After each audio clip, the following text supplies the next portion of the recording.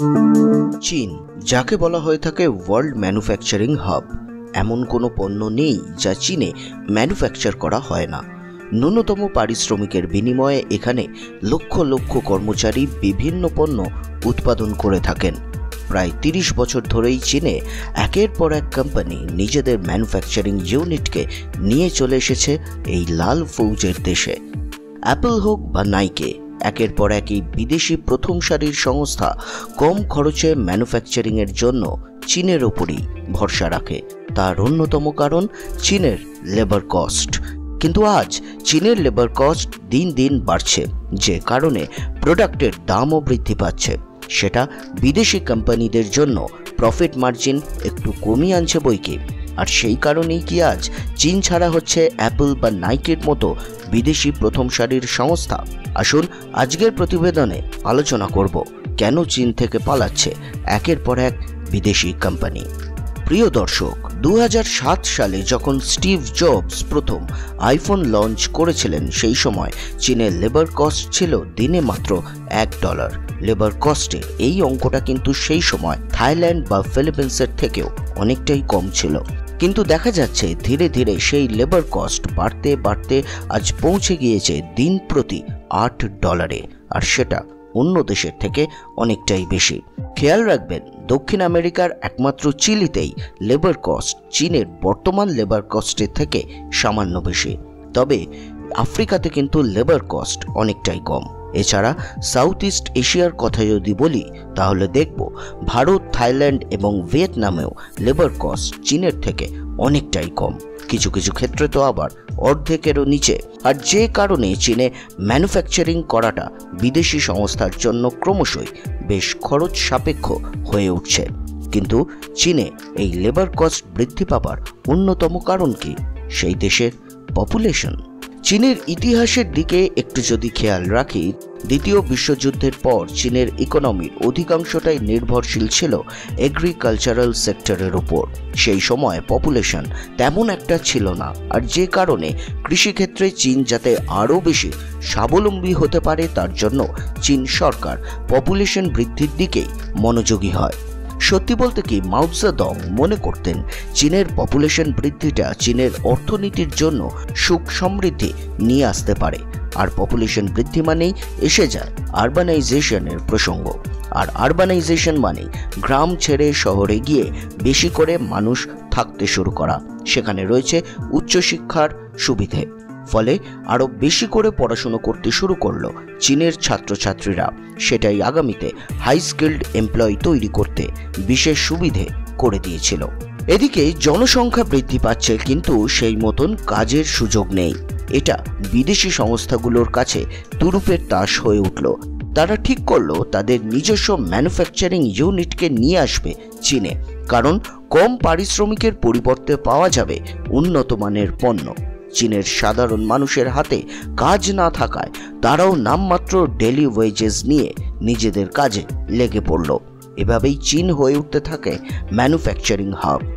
ইতিমধ্যে কেটে গেছে বেশ কিছু বছর। 1980 সালের কথা।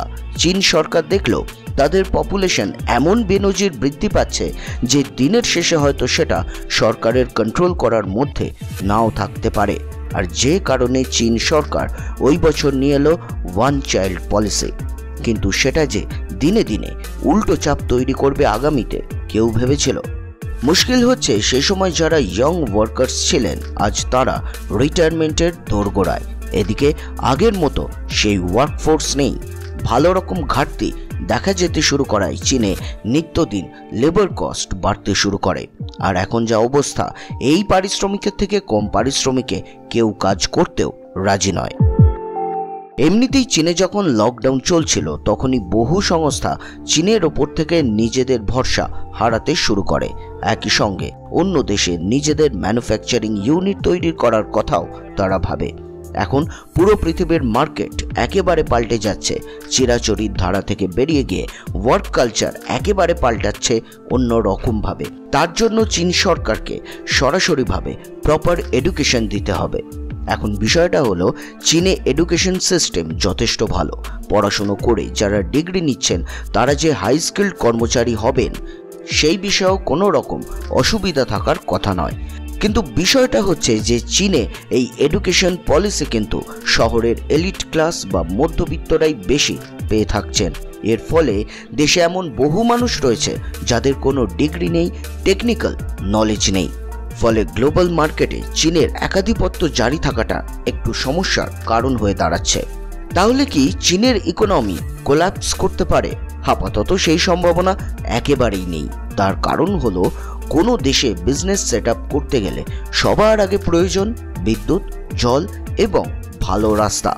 চীন সরকার বিদ্যুতের খরচ কমিয়ে দিয়েছে, একই সঙ্গে ট্যাক্সেও যথেষ্ট কাটছাট করছে চীন। তাছাড়া চীন দেশটা এমনিতেই অনেক বড়, সেটাও চীনের অর্থনীতির জন্য কিন্তু খুব ভালো। যেমন আইফোন সেটে, অথবা এমন শহরও রয়েছে যেখানে ক্রিসমাসের জন্য বিভিন্ন পণ্য শুধু ম্যানুফ্যাকচার করা হয়। তাই চীনে ইয়ং পপুলেশন একেবারে কমে যাচ্ছে সেটা বলাও কিন্তু এখনই এই পরিস্থিতিতে দাঁড়িয়ে ঠিক নয়। কারণ এই দেশের ইয়ং পপুলেশন থাইল্যান্ড বা ভিয়েতনামের থেকেও কিন্তু বর্তমানে বেশি। তবে চীন এখন অন্য একটা সলিউশনের কথা ভাবছে, যেটা তার জন্য পার্মানেন্ট হতে পারে, আর সেটা হলো কনজাম্পশন বেসড ইকোনমি। চীনের সাধারণ মানুষের হাতে এখন দামি দামি ব্র্যান্ডের পণ্য উঠছে।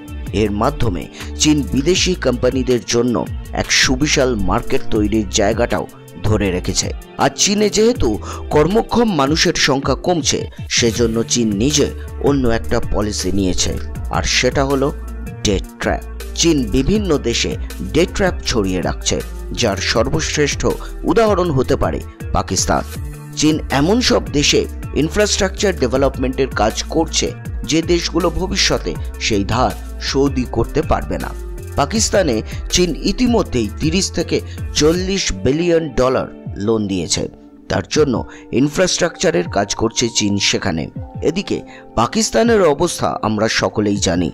পাকিস্তান ধার শোধ করতে না পারলে চীন নিজের দেশের টাকাই এই নির্মাণের কাজে ব্যবহার করছে, তৈরিও করছে চীনের সংস্থা, অর্থাৎ নিজের টাকা নিজের ঘরেই থাকলো। সঙ্গে চীন আবার শোধ করতে না পারলে সেই জায়গাটাও নিজেদের দখলে ভবিষ্যতে নিয়ে নেবে। এভাবেই চলে চীনের ডেট ট্র্যাপ পলিসি। আফ্রিকা এবং দক্ষিণ আমেরিকাতেও চীন নিজে সেই কাজটা করছে ভালোভাবে। আফ্রিকাতে একটানা মাইনিং চালাচ্ছে চীন, অর্থাৎ চীনের দাদাগিরি আজও রয়েছে সর্বত্র। আর এটাও বিদেশি সংস্থার জন্য বেশ আশঙ্কার কারণ হতে পারে। তাহলে এখন কি করা উচিত? ম্যানুফ্যাকচারিং হাব থেকে ধীরে ধীরে চীনকে বিভিন্ন অ্যাডভান্স সেক্টরে নিজেদের মনোযোগী হওয়া বিশেষ প্রয়োজন রয়েছে। মতামত জানান কমেন্ট বক্সে। সঙ্গে প্রতিবেদনটি লাইক করুন, শেয়ার করুন এবং অবশ্যই সাবস্ক্রাইব করুন আমাদের চ্যানেল বিজনেস প্রাইম নিউজ। জীবন হোক অর্থবহ।